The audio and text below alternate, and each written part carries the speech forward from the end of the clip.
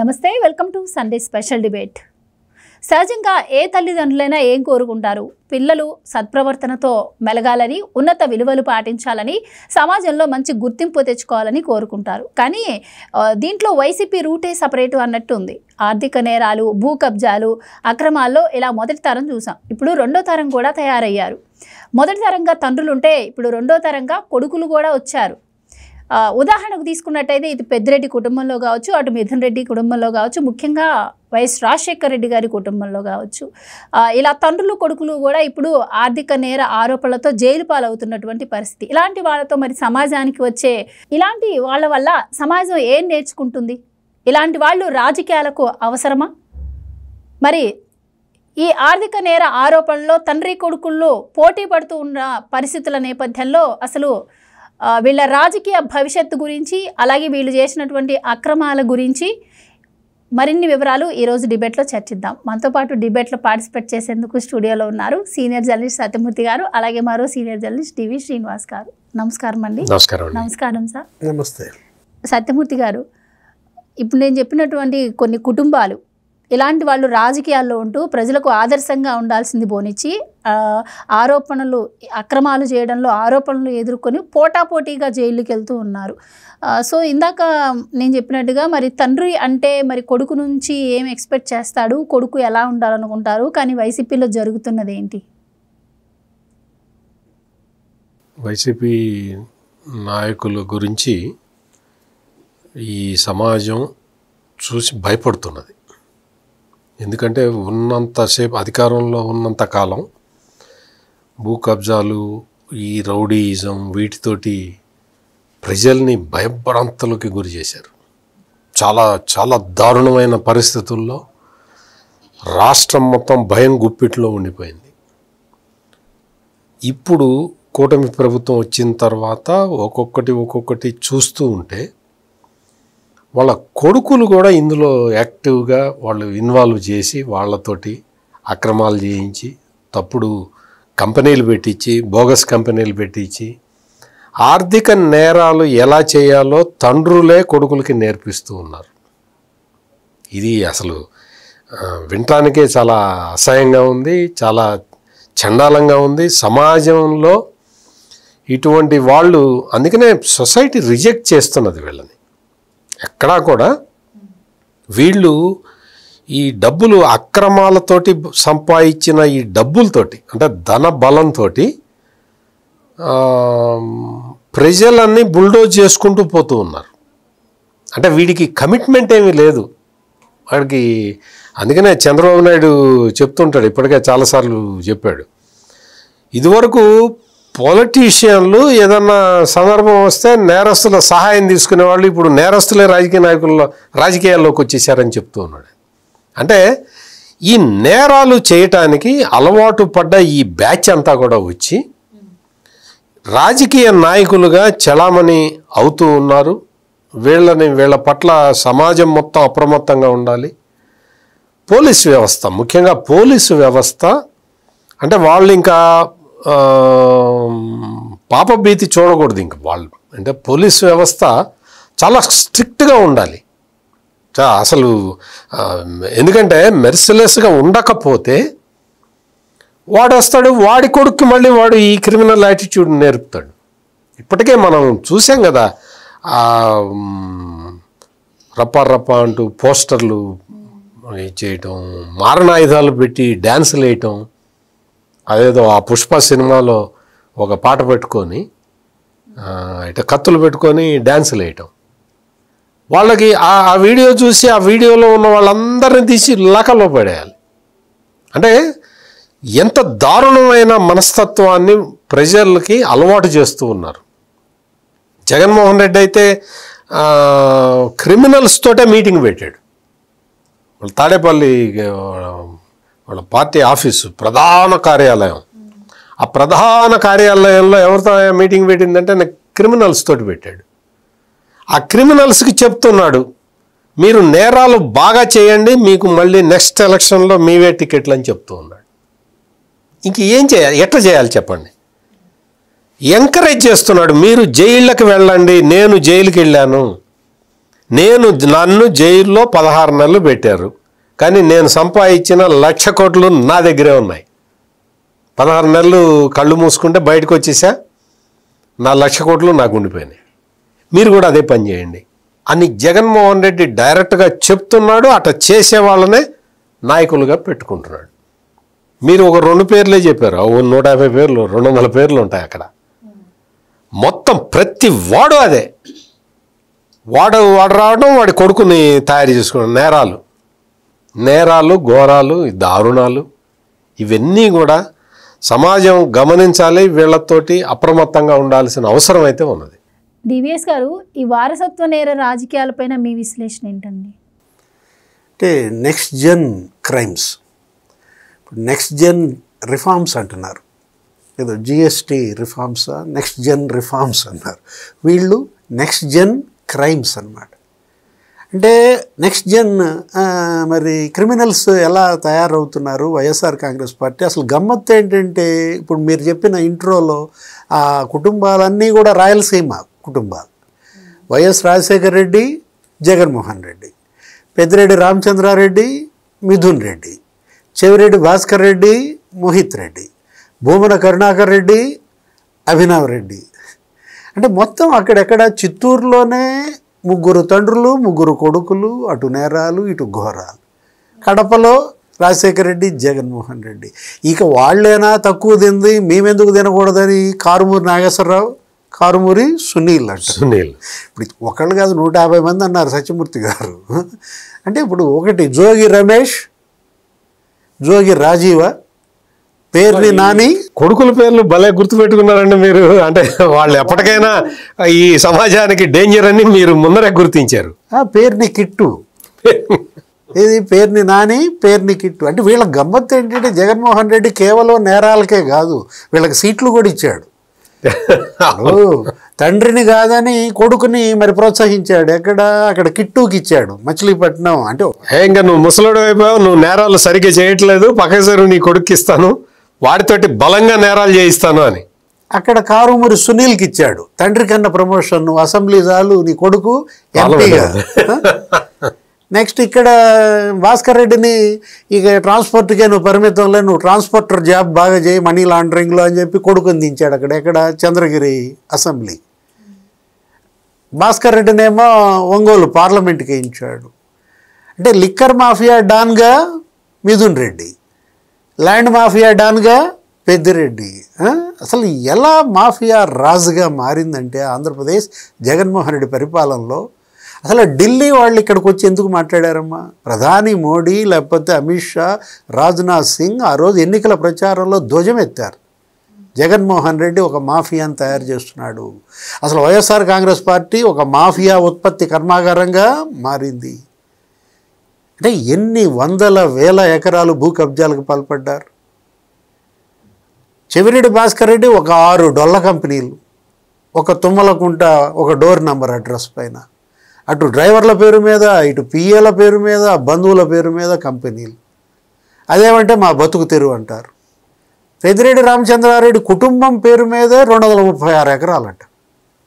ఆయన భార్య స్వర్ణలత పేరు మీద 171 ఎకరాలు. మిథున్ రెడ్డి 23 ఎకరాలు, మరి ఆయన ఒక 43 ఎకరాలు. అరే 15,000 ఎకరాలు కబ్జా చేశారని 20 మండలాల్లో ఇతను ఈ ఆర్డీఓ అరెస్ట్ చేసినట్టున్నారు. మురళి, మదనపల్లి ఫైల్స్. కథలుగా నియోజకవర్గానికి ఒక కథ అన్నమాట. క్రైమ్ స్టోరీలు ఇవన్నీ కూడా థ్రిల్లర్స్ అన్నమాట. ఒక రకంగా చెప్పాలంటే ఇలా భూ కబ్జా చేయొచ్చా, ఇలా మర్డర్లు చేయొచ్చా, ఈ విధంగా వసూళ్ళు చేయొచ్చా? అతను ఎవరు? కేసిరెడ్డి రాజా. అసలు అతనే ఒక వసూళ్ళ రాజా.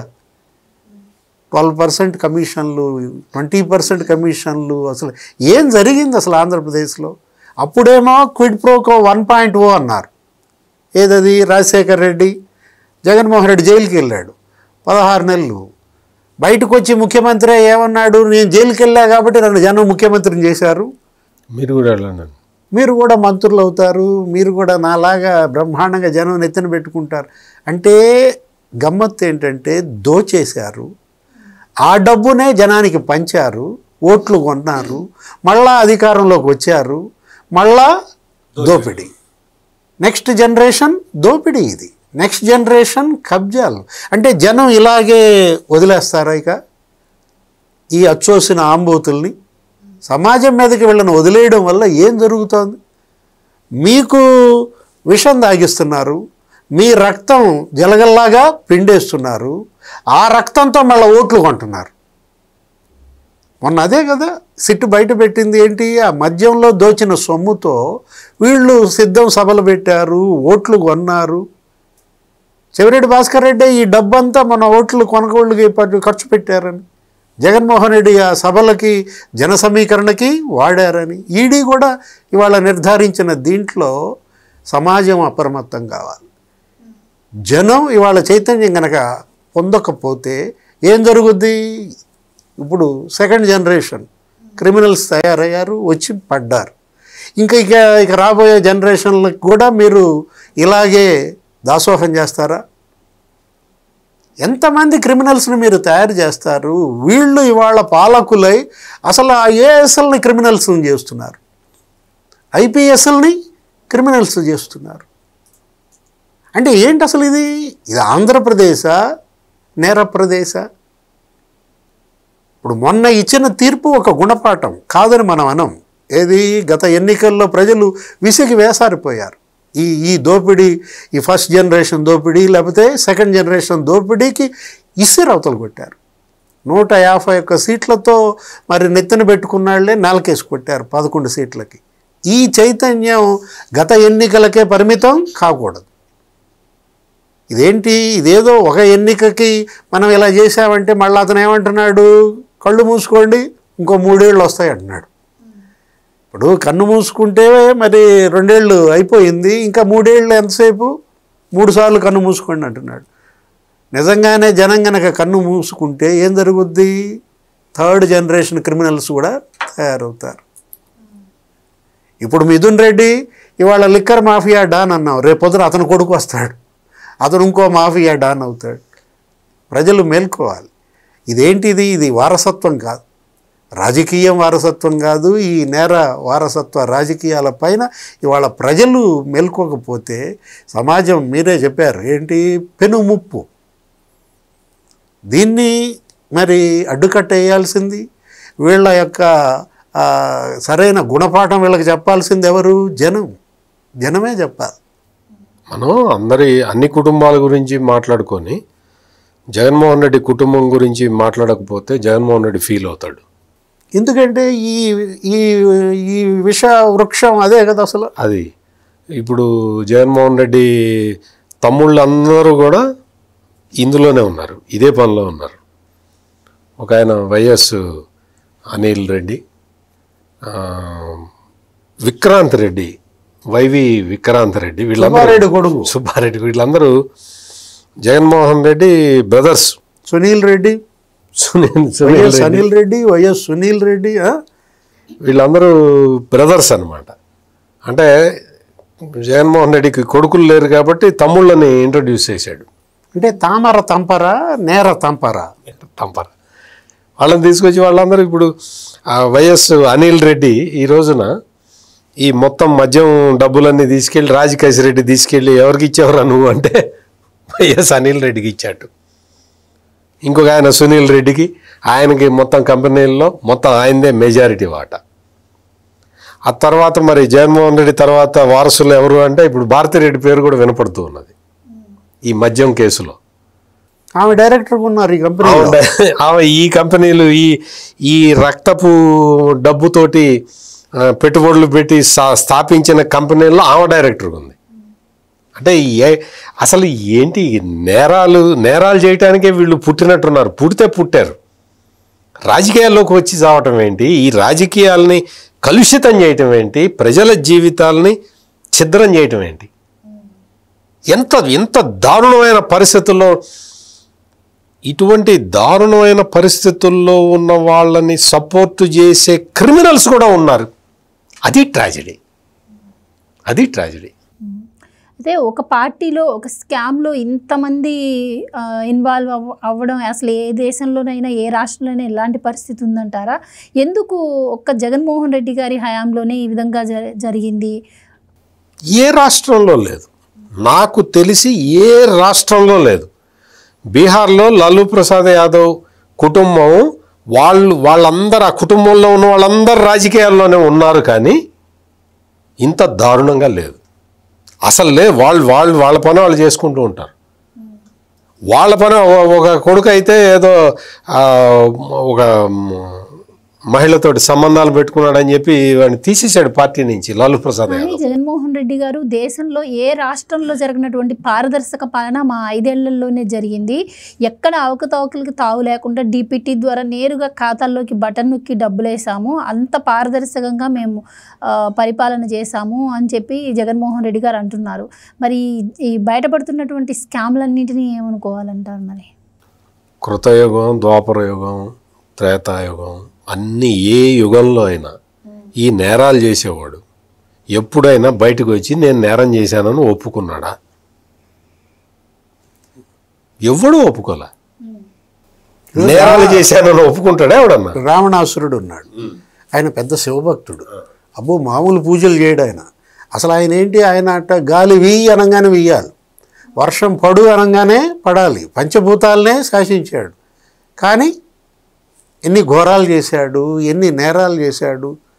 అంటే నేరస్తులు గమ్మత్తుగా ఏంటంటే అటు పురాణాల్లోనే కాదు, ఇప్పుడు కూడా గోశాలలు కడుతున్నారు, ఇప్పుడు కూడా గుడులు కడుతున్నారు.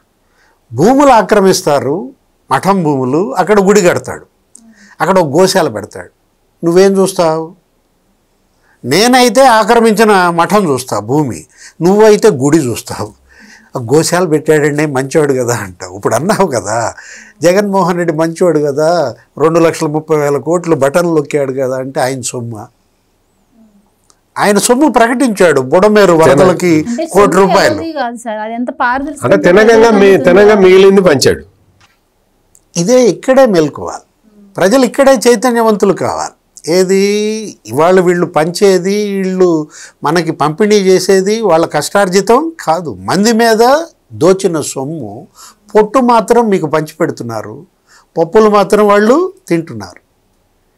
1000 ఎకరాలు కబ్జా చేసి, ఆ కబ్జా చేసిన 1000 ఎకరాల్లో నీకు 3 సెంటు పట్టా ఇస్తే నువ్వు హ్యాపీయా? సార్, ఇప్పటి వరకు ఫస్ట్ జనరేషన్ చేసినటువంటి నేరాల గురించి మాట్లాడుకుందాం. ఇప్పుడు సెకండ్ జనరేషన్కి వస్తే పెద్దిరెడ్డి మిథున్ రెడ్డి కావచ్చు, అలాగే భూమన అభినవ్ రెడ్డి కావచ్చు, ఇలా చెప్పుకుంటూ పోతే వీళ్ళు కూడా ప్రతి ఒక్క నేరంలో ఇరుక్కుంటూ వస్తున్నారు. సో వీళ్ళు చేసినటువంటి నేరాలు ఏంటి, ఏం చెప్తారు? అంటే చెవిరెడ్డి మహిత్ రెడ్డి, లేకపోతే భూమన అభినయ్ రెడ్డి, నెక్స్ట్ అక్కడ జోగి రాజీవ్, కారుమూరి సునీల్. ఇది ఇప్పుడు ఈ జనరేషన్లో వీళ్ళ మధ్య ఒక రేస్ నడుస్తోందా? కిట్టుని మర్చిపోయారు ఎవరు? మా పేరుని కిట్టుని కిట్టు, పేరుని కిట్టు, మచిలీపట్నం. అంటే అసలు ఎలా, ఇప్పుడు ఆ జోగి రాజీవ్ అనేవాడు అసలు అగ్రిగోల్డ్ భూములు అతని పేరు మీద రిజిస్ట్రేషన్ చేయించుకోవటం, లేకపోతే ఇతను ఈ మెహిత్ రెడ్డి, ఇతను ఒక డొల్ల కంపెనీలు. సజ్జల భార్గవ రెడ్డి, మళ్ళీ మనం ఇంకొక పేరు వదిలేసాం, ఏది ఆ భీమ్ స్పేస్ LLPలో ప్రద్యుమ్న, సజ్జల భార్గవ రెడ్డి, చెవిరెడ్డి మహిత్ రెడ్డి, వీళ్ళు డైరెక్టర్లుగా. మరి పెద్ద ఎత్తున అసలు అదేమంటే సజ్జల రామకృష్ణారెడ్డి ఏమంటాడు, మాది అసలు బ్యాంక్ అకౌంటే లేదంటాడు. అంటే తన కొడుకు కంపెనీ డొల్ల కంపెనీ అని తండ్రే చెప్తాడు. అసలు వీళ్ళందరినీ వాళ్ళ ఈ సెకండ్ జనరేషన్ రేసులో నెంబర్ 1 ఎవరంటావు? నాకు మాత్రం భూమన అభినయ్ రెడ్డి, TDR బాండ్స్ అధునాతన కుంభకోణం చేశారు. మిథున్ రెడ్డి గారు ఆల్రెడీ జైల్లో ఉన్నారు కదా, ఆయన ఫస్ట్ అనుకోవచ్చు. అంటే మిథున్ రెడ్డితో ఈ జనరేషన్ కంపేర్ చేయకూడదులే. మిథున్ రెడ్డి, జగన్మోహన్ రెడ్డి అది ఇంకో జనరేషన్. మిథున్ రెడ్డి, జగన్మోహన్ రెడ్డి ఇవాళ డి అంటే అయినా మిథున్ రెడ్డి ఏముంది, పాత వ్యాపారమే కదా. ఏది మద్యం అక్రమంగా అమ్మటం అనేది అది ఓల్డ్ ట్రెడిషన్, ఇది కొత్తది. TDR బాండ్లు అంటే కొత్తది, ఇన్నోవేటివ్ థాట్ అనమాట. అంటే వైట్ కాలర్డ్ క్రైమ్లో కొత్త థాట్ ఇది. అంటే నేరాలు కూడా ఇలా చేయొచ్చా? కొత్త నేరాలు, అవినీతిలో కొత్త పుంతలు దొక్కిచ్చారు. ఏది ఇప్పుడు వాళ్ళదేమో ఆస్తి ఎవరిది, జనాంది. ఈ రోడ్లు వేసే డబ్బేమో ప్రభుత్వానికి, గవర్నమెంట్ది. ప్రభుత్వ నిధులతో రోడ్డేస్తూ జనం స్థలాల్లో వీళ్ళు TDR బాండ్స్ క్లెయిమ్ చేసుకుంటారు. ఆ బాండ్స్ పోని బాధ్యత జనానికి ఇస్తారా? ఇవ్వరు. ఆ బాండ్స్ వీళ్ళే బిల్లులు చేసుకుంటారు. ఒక్క తిరుపతిలోనే మరి 4,000 కోట్లు అంట. అసలు 10,000 కోట్ల స్కామ్ ఇది. ఏది టీడీఆర్ బాండ్సే తణుకోనే మున్సిపాలిటీలో కారుమూరి నాగేశ్వరరావు 700 కోట్ల టీడీఆర్. విశాఖపట్నంలో ఎంవివి సత్యనారాయణ అనేవాడు అక్కడ ఎంపీ 100 కోట్ల టీడీఆర్ బాండ్స్. గుంటూరులో అదే. అంటే అసలు అదేమంటే భూమన కరుణాకర్ రెడ్డి ఏ స్థాయికి వెళ్ళాడు, శ్రీలక్ష్మినే తిట్టే స్థాయికి వెళ్ళాడు. ఆమె ఒక పెద్ద అవినీతి అనకుండా మమ్మల్ని పీడిచ్చింది ఈ టైప్లో. అంటే శ్రీలక్ష్మి పేరు ఎత్తకపోయినా అప్పుడు ఒక పెద్ద అది సంచలనం. జగన్మోహన్ రెడ్డి కారణంగా ఆమె జైలుకి వెళ్ళింది క్విడ్ ప్రోకో 1.0లో. అట్లాంటి ఆమెని జగన్మోహన్ రెడ్డి తెచ్చి మళ్ళీ పెట్టుకుని పట్టణ అభివృద్ధి శాఖ అప్పచెపితే అందరూ కలిసి శ్రీలక్ష్మి అటు ఫస్ట్ జనరేషన్ క్రైమ్లో ఉంది, ఇటు సెకండ్ జనరేషన్ క్రైమ్లోనూ ఆమె పాత్ర. అంటే క్రైమ్ కంటిన్యూషన్కి లింకు. అంటే అప్పుడు ఏంటి, ఇప్పుడు సినిమాలు తీశారు కదా, పుష్ప 1, పుష్ప 2, అట్లా ఇది మరి అసలు ఇక సిరీస్గా తీయాల్సి వచ్చేటట్టుంది సీక్వెల్గా. ఇప్పుడు ఒకటిగా ఎవరతను మహిత్ రెడ్డి గురించి మాట్లాడుకుందాం. మహిత్ రెడ్డి అసలు తుడా వాహనాల్లో అతను తుడా చైర్మన్గా ఈ డబ్బు ఈ బాక్సులు అట్టపెట్టెల్లో తీసుకెళ్ళడం, ఒక్కొక్క బాక్స్కి 25 లక్షలు, ట్రిప్కి 10 కోట్లు అంటాడా. గరికపాడు చెక్ పోస్ట్ దగ్గర 8 కోట్ల 38 లక్షలు పట్టుకున్నారు. అక్కడెక్కడో 11 కోట్లు పట్టుకున్నారు. అంటే తాడేపల్లి ఆ landmark apartment den in charge ఎవరతను ప్రణయ్ ప్రకాష్. అసలు మొత్తం టోల్ గేట్లలో మోహిత్ రెడ్డి వైట్ ఫార్చునర్ ఏ టోల్ గేట్ దాటింది స్పష్టంగా అక్కడ సీసీ ఫుటేజుల్లో ఆ బాక్సులు ఆ వాహనాల్లో వాటిని తీసుకెళ్ళడం, హైదరాబాద్ డెన్ల నుంచి లారీల్లో రవాణా చేయడం. అంటే ఇంతమంది నేరస్తుల్ని తయారు చేసి జగన్మోహన్ రెడ్డి సమాజం మీద కుదిలాడు. తానొక్కడే నేరస్తుడంటే మిగతా వాళ్ళందరూ పత్తిత్తులైతే మరి అందరి వేళ్ళు నా వైపు చూపించబడతాయి. కాబట్టి మొత్తాన్ని నేరస్తులు చేసేస్తే వాళ్ళల్లో నేను ఒకడినైపోతా. ఈ థియరీ ఎవరైనా కనుక్కున్నారా? ఇప్పుడు నేనొక్కడనే జైలుకి వెళ్తే నేనొక్కడనే క్రిమినల్ అంటారు. మొత్తం అందరినీ జైళ్ళకు పంపితే మేమంతా స్వాతంత్ర సమరయోధులం అయిపోతాం. ఇలాంటి ఇన్నోవేటివ్ కరప్షన్ లేకపోతే ఈ విధమైనటువంటి కొత్త రకం కబ్జాలు టీడీఆర్ బాండ్సే నీకు ఉదాహరణ కదా. ప్రజలే వీటన్నిటికీ కారణం. మనం ఎవరిని నిందించాల్సిన పని లేదు. ఆ పార్టీని ఈ పార్టీని తిట్టుకోవాల్సిన అవసరం లేదు. ఆ నాయకుడిని ఈ నాయకుడిని అనాల్సిన అవసరం లేదు. వీళ్ళని గెలిపించింది కూడా ప్రజలే. జైలుకి వెళ్ళిన జగన్మోహన్ రెడ్డిని ముఖ్యమంత్రిగా మరి ఆ పీఠంపై కూర్చోబెట్టుకోవడం ప్రజలు చేసిన తప్పు. అయితే ఎవరైనా తల్లిదండ్రులు వాళ్ళ తర్వాత వాళ్ళ పిల్లలు ఇలాంటి క్రైమ్స్లో ఇరుక్కోవద్దని అనుకుంటూ ఉంటారు సార్. జగన్మోహన్ రెడ్డి గారంటే ఆయన రాజకీయ అవసరాల కోసం రాజకీయం కోసం ఎలాంటి రెచ్చగొట్టే వ్యాఖ్యలైనా చేయొచ్చు. కానీ ఇప్పుడు ఏదైతే నెక్స్ట్ జనరేషన్ ఉందో వీళ్ళందరూ కూడా వరుసగా మిథున్ రెడ్డి గారి దగ్గర నుంచి జైలుకి వెళ్తున్నటువంటి పరిస్థితి. కానీ వచ్చి ఇప్పుడు వాళ్ళ తండ్రులు వచ్చి మరి వాళ్ళకి ఏం పాపం తెలియదు అన్నట్టు వాళ్ళు మాట్లాడుతూ ఉన్నారు. మరి అంటే వాళ్ళకి ఉండాలి కదా సార్. అంటే ఎందువల్ల ఇదంతా జరుగుతుందంటారు? కేవలం డబ్బు కోసం కక్కుర్తిపడే అంటారా ఏంటంటారు? వీళ్ళు ఈజీ మనీగా అలవాటు పడ్డారు.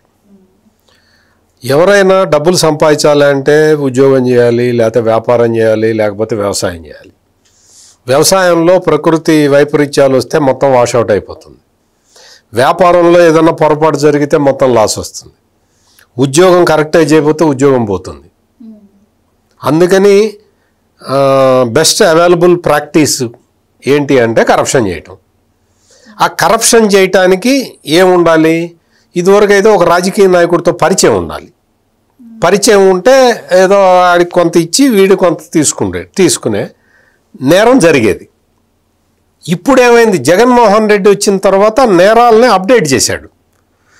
ఈ నేరస్తుల్ని తీసుకొచ్చి పీఠం మీద కూర్చోబెడితే అప్పుడు ఏమవుతుంది? వీడి ఇంకెవరికి షేర్ ఇవ్వక్కర్లా, మొత్తం కొటేసిన డబ్బులన్నీ వీడు ఒక్కడే మింగచ్చు. ఇది కొత్త సూత్రం అన్నమాట. ఆ సూత్రాన్ని సక్సెస్ఫుల్గా ఇంప్లిమెంట్ చేసి నెక్స్ట్ ఏమవుతుంది? నెక్స్ట్ మళ్ళీ మనం 30 సంవత్సరాలు మనమే అధికారంలో ఉంటామని కదా జగన్మోహన్ రెడ్డి క్యాలిక్యులేషన్. అంటే ఈ 30 సంవత్సరాలు అధికారంలో ఉంటామని క్యాలిక్యులేట్ చేసుకొని పక్కడ్బందీగా రెండో తరాన్ని దించాడు రంగంలోకి. ఈ రెండో తరానికి టికెట్లు ఇచ్చాడు. రెండో తరానికి టికెట్లు ఇచ్చి వాళ్ళని ఆ తండ్రికి చెప్పాడు కదా, కొన్ని పనులు చెప్పేవాడు. వెళ్ళి ఆ బ్యాంకులు లూటీ చేసిరా, లేకపోతే దీన్ని మున్సిపాలిటీని ఖాళీ చేసిరాబో, దాన్ని ఖాళీ చేసిరాబో, వెళ్ళి ఆ మద్యం అమ్మిరాబో, ఈ కార్యక్రమాలు పెట్టాడు కదా. వస్తూ అందులో మిగిలిన డబ్బులు మీ అబ్బాయికి ఇచ్చిరాబో అని చెబితే వాళ్ళు తీసుకెళ్ళి అబ్బాయికి ఇచ్చారు. వీడికి ఏంటి, ఈజీ మనీ, శుభ్రంగా వస్తూ ఉన్నాయి, కట్టలు అట్టపెట్టెల్లో పెట్టి వస్తూ ఉన్నాయి. చూసుకున్నాడు, హ్యాపీగా ఉంది. అన్న జిందాబాద్ అన్న నువ్వే ఉండాలన్నా, నువ్వు 30 ఏళ్ళు కాదన్నా, 130 ఏళ్ళు నువ్వే ఉండాలన్నా, జిందాబాద్ అన్నా అన్నాడు.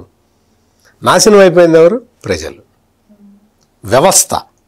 మొత్తం అన్ని వ్యవస్థలు, రాష్ట్రంలో అన్ని వ్యవస్థలు స్టాండ్ స్టిల్ పొజిషన్కి వచ్చేసినాయి జగన్మోహన్ రెడ్డి టైంలో. చివరికి పోలీసులే పనిచేయలేకపోయారు కదా. అంటే నిజాయితీగా ఉన్న పోలీసులు ఏదన్నా కేసు ఇట్ట ముట్టుకోగానే సజ్జల రామకృష్ణారెడ్డి నుంచి ఫోన్ వస్తుంది, వాడు మనవాడే, వాడి మీద కేసు పెట్టమాక, ఇదిగో డివిఎస్ గారు బాగా క్వశ్చన్లు అడుగుతున్నారు, ఆయన మీద కేసు పెట్టని చెప్పి ఆ కేసుని తీసి ఇక్కడ పెట్టేవాడు. ఎంతమందినమ్మా అసలు. ఒక అతను చెప్తూ ఉంటాడు, అతను సోషల్ మీడియా, వైసీపీ సోషల్ మీడియాలో యాక్టివ్గా ఉండేవాడు, పేరు అప్పుడే మనం అప్రస్తుతం, కానీ వైసీపీ సోషల్ మీడియాలో చాలా యాక్టివ్గా ఉండేవాడు. ఆ తర్వాత అతను వైసీపీ అంత తప్పులు చేస్తున్నది, ఇది కాదు, ఇది కరెక్ట్ పార్టీ కాదు, ఈ సమాజానికి ఈ వైసీపీ హానికరం అని గుర్తించి అతను ఆ వైసీపీ నుంచి బయటకు వచ్చి తెలుగుదేశంలో చేరాడు. తెలుగుదేశంలో సోషల్ మీడియాలో నేను పనిచేస్తానండి, నేను అక్కడ వాళ్ళు ఆ పార్టీ వాళ్ళు అన్ని అన్యాయాలు చేస్తున్నారు అని చెప్పి వచ్చి తెలుగుదేశం పార్టీ సోషల్ మీడియాలో చేరాడు. వెంటనే ఏం చేశారంటే అతను ఎక్కడో తీసుకెళ్ళి పల్నాడు జిల్లా నర్సరావుపేట తీసుకెళ్ళి పట్టుకున్నారు. ఎక్కడో హైదరాబాద్లోనే ఎక్కడో పట్టుకొని పల్నాడు జిల్లా నర్సరావుపేట తీసుకెళ్ళి అక్కడ ఆయన స్కూటర్లో గంజాయి ప్యాకెట్ పెట్టి అవన్నీ ఫోటోలు తీసి గంజాయి అక్రమంగా రవాణా చేస్తున్నాడు అని చెప్పి అతని మీద కేసు పెట్టారు. ఇది అంటే మోడస్ ఆపరండి. నీ మాట విని నేరాలు చేస్తూ ఉంటే నువ్వు ఫ్రీగా తిరగచ్చు, నా మాట వినకుండా నా నేరాలని నువ్వు ప్రశ్నించావు అంటే నిన్ను గంజాయి కేసుల్లో జైల్లో వేస్తానని చెప్పి జగన్మోహన్ రెడ్డి అధికారంలో ఉండగానే క్లియర్ కట్ మెసేజ్ ఇచ్చాడు. దానికి ఎదురు తిరిగిన వాళ్ళందరూ కేసులు పాలయ్యారు. దానికి ఇదే బాగుంది, మనకి ఇదే లాభసాటిగా ఉంది అనుకున్న వాళ్ళు లక్షలు డబ్బులు సంపాదించారు. అంటే ప్రకృతి ఊరుకోదు కదా. ఇప్పుడు వాళ్ళ మీద కేసులు పడుతున్నారు, జైళ్ళకి వెళ్తున్నారు. జగన్మోహన్ రెడ్డి కలగన్నట్టు 30 ఏళ్ళు జగన్మోహన్ రెడ్డి ఉన్నట్టయితే వాళ్ళు నెక్స్ట్ తరాన్ని కూడా, అంటే ఇప్పుడు వాళ్ళ నాన్నలు క్రిమినల్స్, వాళ్ళ నాన్నలు వాళ్ళ పిల్లల్ని క్రిమినల్స్ని చేశారు. జగన్మోహన్ రెడ్డి ఇంకొకసారి గెలిచినట్టయితే వీళ్ళ పిల్లల్ని కూడా చక్కగా నేరాలు ఎట్ట చేయాలి, మొత్తం దొంగ మద్యం ఎట్లా అమ్మాలి, డబ్బులు ఎట్ట కొట్టేయాలి, మొత్తం టీడీఆర్ బాండ్లు ఎట్ట చేయాలి, మర్డర్ కేసుల్లో అటెంప్ట్ మర్డర్ కేసులు ఎట్ట ఉండాలి, ఈ మొత్తం తర్ఫీదులు ఇచ్చుకొని అవసరమైతే కొంతమంది పోలీస్ ఆఫీసర్లు ఉన్నారు, పిఎస్ఆర్ ఆంజనేయులు లాంటి వాళ్ళు, వాళ్ళతోటి ట్రైనింగ్ ఇప్పించేవాళ్ళు నేరాలు ఎట్ట చేయాలని. అంటే నేను అతని పేరు ఎందుకు చెప్తున్నాను అంటే ఇప్పుడు 2 కుంభకోణాల్లో అతను ఉన్నాడు కదా, ఏబిపిఎస్సి పరీక్షా పత్రాలు దాంట్లో నిన్న మొన్న కోర్టులో దాని హియరింగ్ అయితే మీరు హాయ్లాండ్లో ఉండి పత్రాలు దిద్దారు కదా, మరి ఇన్ని రోజులు ఏం చేశారని అడిగింది. అంటే కోర్టులు కూడా ఆశ్చర్యపోతున్నాయి, ఇదేంది ఈ కుంభకోణాలు ఏంటి, కొత్త రకం కుంభకోణాలు, అసలు ఈ కొత్త కుంభకోణాలు ఏంటి అని కోర్టులు కూడా ఆశ్చర్యపోయే పరిస్థితుల్లో పోలీసు అధికారులే ప్రవర్తించారు. అటువంటి ఆ పోలీసులతోటే వీళ్ళందరికీ ట్రైనింగ్లు ఇప్పించేవాడు. లేటెస్ట్ ఏంటంటే నేను ఆ పిఎస్ఆర్ ఆంజనేయులకి మద్యం కుంభకోణంలో కూడా పాత్ర ఉందట, మొత్తం అది కూడా ఎస్టాబ్లిష్ అవుతున్నది, రాబోతున్నది, ఆ కేసు రాబోతున్నది. ఆయన ఎక్కడున్నాడో పాపం, ఆయన ఇంక జాగ్రత్త పడేదే ఉందిలే, ఇంకా ఆయన జాగ్రత్త పడేదే ఉంది. కానీ ఈ మద్యం కుంభకోణం కూడా ఇంటెలిజెన్స్ బాస్గా పిఎస్ఆర్ ఆంజనేయులు కొన్ని గైడ్ లైన్స్ ఇచ్చినట్టున్నాడు. అది ఆ కేసు రాబోతున్నది, ఇప్పుడు ఎస్టాబ్లిష్ కాబోతున్నది. అంటే పోలీస్ అధికారులు ఆయన చక్కగా ఉన్నట్టయితే, నిజాయితీగా పనిచేసినట్టయితే, డీజీపీ కావాల్సిన వ్యక్తి మెడికల్ బెయిల్లో ఉన్నాడు. అంటే ఎంత ట్రాజెడీ. జగన్మోహన్ రెడ్డిని నమ్ముకున్నందుకు ఎంత ట్రాజిక్ లైఫ్ని అనుభవిస్తున్నారో ఒక్క పిఎస్ఆర్ ఆంజనేయులే కాదు, అటువంటి వాళ్ళు ఎంతమంది ఉన్నారు. ఐఏఎస్లు ఐపీఎస్లు చదివిన వాళ్ళు. ఈ కుర్రాళ్ళనే తీసుకుంటే ఎంత భవిష్యత్తు ఉండే కుర్ర వాళ్ళందరూ కూడా ఈ రోజున కేసుల్లో కొత్త కొత్త కేసుల్లో ఇరుక్కొని ఆఖరికి ఎంత దరిద్రానికి పాల్పడ్డారంటే వీళ్ళు ఆ తిరుమలలో పరకామణిలో కూడా డబ్బులు కొట్టేస్తే ఆడితోటి షేర్లు పెట్టుకున్నారు. ఆడెవడో ఒకడు పరకామణి తెలుసు కదా, డబ్బులు స్వామివారి హుండీ డబ్బులు లెక్క పెట్టేదాంటో అందులో కూడా వాటాలు తీసుకున్నారు ఈ దరిద్రులు. ఇంక ఏమనాలి? వెంకటేశ్వర డబ్బులు ఎవడన్నా తీసుకుంటాడా? వాళ్ళు వాటాలు పంచుకున్నారు. ఇటువంటి అంటే హీనాతి హీనమైన నేరాలు చేసి ఇప్పటికీ వచ్చి ఇంకా అసలు నిన్నేదో మెడికల్ కాలేజీల కోసం ధర్నాలు చేసి ఆడెవడో మాట్లాడుతున్నాడు, విపరీతంగా మాట్లాడుతున్నాడు. ఒక లూటీ చేస్తున్నారట. ఆడికి లూటీ చేసింది ఎవడరా? ఏం తెలుసురా నీకు? చూసుకో ఒక్కసారి వెళ్ళి. ఎంత దారుణమైన మాటలు ఈ రోజుకి ఇంకా మాట్లాడుతూనే ఉన్నారు ఈ వైసీపీ నాయకులు. ఈ మొత్తం వ్యవహారాల మీద అలర్ట్గా ఉండాల్సింది ఎవరు అంటే ప్రజలే. ప్రజలు అలర్ట్గా ఉండాలి. అటువంటి వాళ్ళు మాట్లాడే ఈ దొంగ మాటల మీద, ఈ దొంగ కబుర్లు ఎవరు వినద్దు. ఈ దొంగ యాజిటేషన్లలో ప్రజలు ఎవరు పార్టిసిపేట్ చేయొద్దు. ఎవరు చేయటం లేదు. అన్నీ జగన్మోహన్ రెడ్డి ఇచ్చిన పిలుపులన్నీ ఫెయిల్ అవుతున్నాయి. భవిష్యత్తులో కూడా ఇట్లాగే ఉండాలి ప్రజలు. రైట్ సార్, ఫైనల్గా ఒకటి, చాలామంది యువతకి రాజకీయాల్లోకి రావాలని చాలా కళలు ఉంటాయి, చాలా ఇష్టంగా కూడా ఉంటుంది. అలాంటి వాళ్ళందరినీ కూడా ప్రోత్సహించకుండా ఇప్పుడు రాజకీయాలు ఎలా అంటే వారసత్వ రాజకీయాలు, తండ్రి వస్తే కొడుకు, కొడుకు ద్వారా ఇంకొకళ్ళు, ఇట్లా రావడం వల్ల కూడా నేర సంస్కృతికి పెరగడానికి ఒక కారణం అనుకోవచ్చు అంటారా? అంటే అది వేరు. అదేంటి? గతం ప్రజాసేవ, రాజకీయాల్లోకి రావడం ద్వారా సమాజ సేవ, బాధితులకు అండగా ఉండడం, ఒక సర్వీస్ యాటిట్యూడ్. ఇది ఇప్పుడు ప్రజెంట్ ఏంటి? ఇప్పుడు రాజకీయాలంటే ఇది దాచుకోవటం ఇట్లా మారిన పరిస్థితుల్లో రాజకీయాలనే వీళ్ళు నేరమయం చేశారు. ఇందాక సత్యమూర్తి గారు చెప్పింది అదే. అటు రెవెన్యూ వ్యవస్థ, పోలీస్ వ్యవస్థ, లేకపోతే ఐఏఎస్లు ఐపీఎస్లు, జ్యుడిషియరీ, ఇదే కాదు మొత్తం పొలిటికల్ సిస్టమ్ ఇవాళ క్రిమినలైజ్ చేశాడు. జగన్మోహన్ రెడ్డి ఆ ఫస్ట్ జనరేషన్లో ఏం చేశాడు? అది ఆర్గనైజ్డ్ కరప్షన్. ఇప్పుడు ఈ సెకండ్ జనరేషన్లో ఏం చేశాడు? Organised crime. నేరాన్ని వ్యవస్థీకృతం చేశాడు. వ్యవస్థకే రంగు పులిమేశాడు. అటు ఐఏఎస్ఎల్తో నేరాలు చేయించాడు, ఐపీఎస్ఎల్తో నేరాలు చేయించాడు. గతంలో అసలు మీరు ఇంట్రోలో కూడా చెప్పారు ఏంటి? ఒక ఐఏఎస్ తన కొడుకు కూడా ఐఏఎస్ కావాలని కోరుకుంటాడు. ఒక డాక్టర్ తన కొడుకు కూడా డాక్టర్ కావాలని కోరుకుంటాడు. మామూలుగా జనరల్గా డాక్టర్స్ ఫ్యామిలీస్ అట్లా వస్తుంటాయి. చాలామంది ఐఏఎస్లు వాళ్ళ పిల్లలు కూడా ఐఏఎస్ సెలక్షన్స్ అయ్యాయి. కాకపోతే ఇదే పంథాలో ఇప్పుడు ఈ ఆర్థిక నేరస్తులు వాళ్ళ కొడుకులను కూడా ఆర్థిక నేరస్తులు చేసుకుంటున్నారు.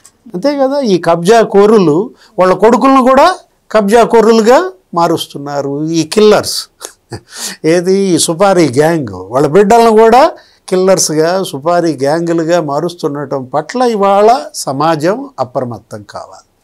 మనం చెప్పేది జనానికి మనం మరి చెప్పాల్సింది కూడా ఏంటంటే మేల్కోండి. మీరు మేల్కోకపోతే మీరు మొన్నటి ఆ చైతన్యవంతమైన తీర్పు ప్రతి ఎన్నికల్లో ఇవ్వాలి.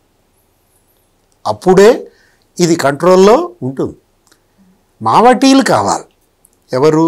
జనమే ఇవాళ మావటీలు అయితే తప్ప ఈ ఏనుగులు, ఈ రోగ్ ఎలిఫెంట్స్ దారిలోకి రావాలంటే ఎవరో ప్రభుత్వం చేయాలి, ముఖ్యమంత్రి చేయాలి, లేకపోతే జడ్జి గారు చేయాలి, హైకోర్టు జస్టిస్ చేయాలి, సుప్రీంకోర్టు జస్టిస్ చేయాలి, ఇది కాదు కోరుకోవాల్సింది. అందరికీ హెడ్ ఎవరు? ఓటర్. ఓటర్.